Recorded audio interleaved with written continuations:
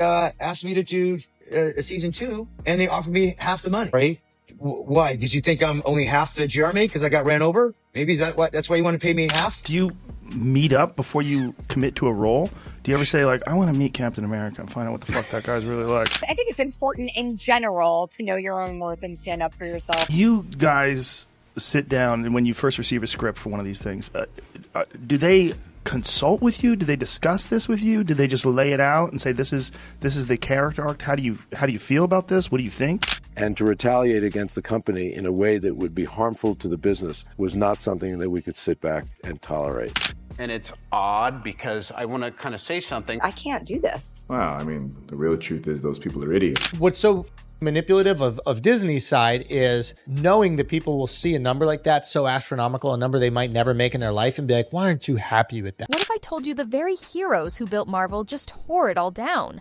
The billion-dollar Avengers dynasty, the unstoppable Disney machine, suddenly shattered by betrayal, lawsuits, and a $750 million secret deal that no one saw coming. Jeremy Renner, Scarlett Johansson, Robert Downey Jr., Chris Hemsworth, the faces that defined a generation of cinema, have turned their backs on Disney not quietly, but in open rebellion. And this isn't about superhero fatigue. It isn't about fans being tired of capes. This is about greed, disrespect, and a studio so blinded by arrogance that it pushed its stars straight into the arms of its biggest rival. Because now, those very Avengers aren't fighting for Disney anymore. They've signed an exclusive deal with Paramount and Hasbro to lead a new Transformers universe. A contract so massive, so explosive, it's not just about money, it's about revenge. And Disney? They didn't just lose actors, they lost their crown jewels, their global icons, the foundation of Marvel itself. The empire is crumbling from within, and what you're about to hear will expose the betrayals, the cover-ups, and the panic gripping the House of Mouse as its so-called family walks out the door. But that's only the beginning, because once you see how deep this betrayal runs, you'll realize this isn't just a story about Hollywood. It's a rebellion that could change the entire future of blockbuster cinema. Tied to something maybe higher but you think is out of your reach. And I got to go have dinner with a bunch of the Marvel folks last night. How much of acting is managing those weird relationships that you have with these other people that you're acting with? You need an environment of respect, but I like discovering things. Jeremy Renner never walked away from Disney. He was shoved. After nearly dying in that brutal snowplow accident, he clawed his way back to health, only to be met with an insult that stunned even his closest friends. When Marvel called him in for season 2, they didn't celebrate his survival. They offered him half the money. Half. Asked me to do a season 2, and they offered me half the money, right? Why? Did you think I'm only half the Jeremy because I got ran over? Maybe that's why you want to pay me half? It's the whole thing is nuts. Renner himself couldn't believe it. He joked bitterly, "What am I now? Half the Jeremy." But behind the humor was a wound. Disney's executives treated him like damaged goods, like his accident had stripped away his worth. They didn't see Hawkeye, the Avenger who stood shoulder to shoulder with gods and billionaires. They saw a liability. And this wasn't just Marvel. Renner made it clear the insult came from Disney's corporate overlords, the ones who count pennies while their stars risk everything. That one moment crystallized the betrayal.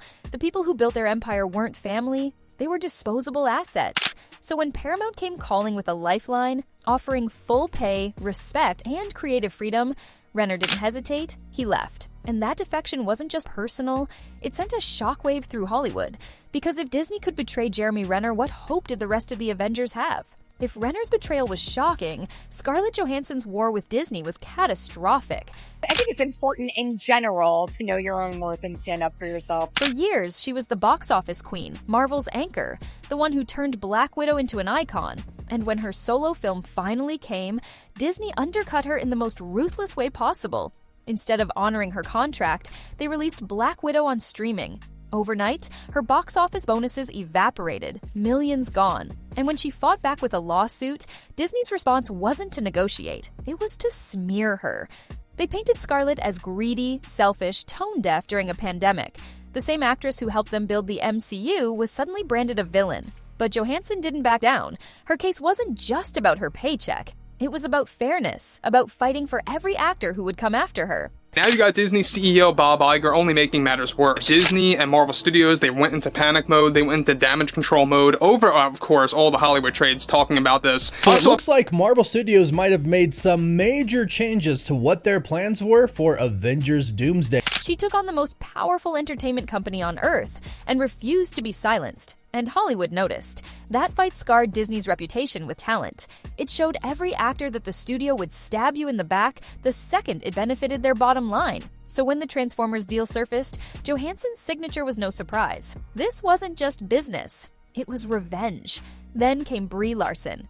Once positioned as Marvel's next big face, her journey turned into a cautionary tale. Asked if she'd continue as Captain Marvel, she didn't sound proud or excited. She sounded defeated. Does anyone want me to do it again? That moment went viral because it exposed the truth. Even the stars didn't believe in Marvel anymore. And audiences, they agreed. The Marvels tanked, joining a long line of flops like She-Hulk, Eternals, and Ms. Marvel. For a studio once untouchable, the collapse was undeniable. Fans mocked Disney's attempts at pandering, pointing out how forced moments and weak scripts replaced real storytelling. Insiders whispered that actors were burned out, creativity strangled by executives who valued algorithms over artistry. Larson's exhaustion wasn't just her problem, it was a symptom of a studio that had lost its way. And as morale crumbled, Paramount made its move. While Disney was bleeding trust, Paramount and Hasbro were quietly assembling a plan. Insiders called it Project Phoenix, the rebirth of a rival franchise built on Disney's discarded heroes. The pitch was simple: freedom, respect, and ownership. The very things Marvel had stripped away. Robert Downey Jr., Chris Hemsworth, Scarlett Johansson, legends who shaped the MCU, were suddenly courted with back-end profits, script input, and even production credits. Not just fat checks, but real power. And it worked. The signatures came in one by one. The Transformers deal ballooned to $750 million, the biggest franchise coup in modern Hollywood. Disney didn't just lose a few stars, they lost the Avengers. Behind closed doors, panic spread. Executives scrambled to rewrite scripts, to reassemble the MCU timeline that now looked like a puzzle missing half its pieces. For the first time in decades, the mouse wasn't in control, and that's when the cracks turned into chaos. The magic was gone. Fans could see it, critics could see it, even Disney's own stars could see it. What used to be billion-dollar cinema had become predictable, soulless content. Joe Rogan's viral rant summed it up perfectly. Marvel wasn't art anymore. It was paint-by-numbers corporate sludge. And audiences agreed. Rotten Tomatoes scores plummeted. IMDb ratings bottomed out. Every new release felt like a recycled PowerPoint with green screens. Even Anthony Mackie's debut as Captain America was drowned in backlash after his controversial comments. Fans weren't angry at diversity, they were angry at pandering. And Disney kept doubling down. More jokes, more messages, less heart. Meanwhile, Paramount was promising the opposite: gritty scripts, real arcs, characters that mattered again.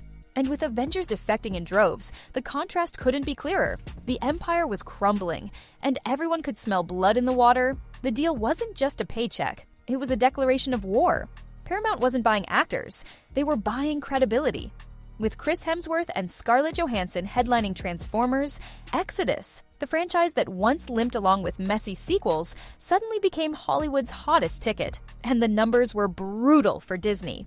Early leaks claimed every Avenger who signed on with Paramount would receive not just upfront cash, but full theatrical revenue participation, something Disney had systematically stripped from contracts for years.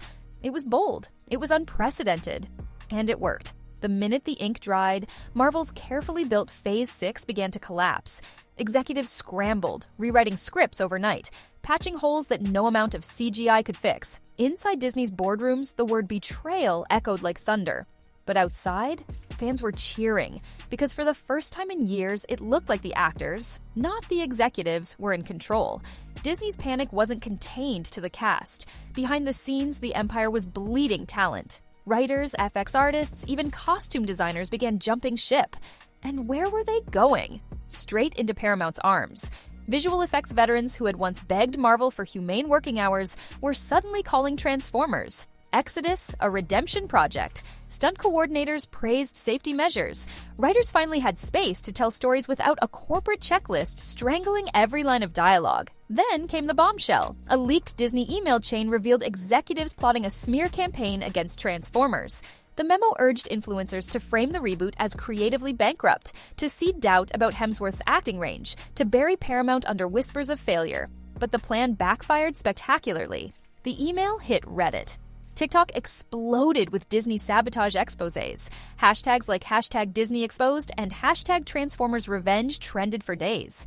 Instead of sinking their rivals, Disney sank its own reputation. The backlash was deafening. Chris Hemsworth posted a cryptic photo from the Transformers set. Back to building worlds again. Scarlett Johansson followed with her own viral video. It feels like I can finally breathe. Those weren't just promotional lines, they were daggers aimed at Disney's heart, and fans loved it. When Marvel tried to float the idea of recasting Iron Man, hashtags like hashtag #NotMyTony exploded across Twitter. Audiences weren't buying it. They didn't want substitutes, they wanted respect. Meanwhile, Paramount leaned into the chaos, marketing Transformers. Exodus as the franchise where actors had a voice again. Early screenings reportedly left audiences comparing it to Iron Man 1, calling it fresh, gritty, and real. Disney's empire was burning, and the stars themselves were fanning the flames. And just when Disney needed stability, the scandals multiplied. Lightyear bombed at the box office, triggering culture war debates that refused to die down. Chris Evans himself slammed critics as dinosaurs, drawing headlines that Disney couldn't control. Then came the lawsuits, the cyber attack at Disney parks, the exploitation of disability passes. Every controversy chipped away at the image of a family-friendly giant.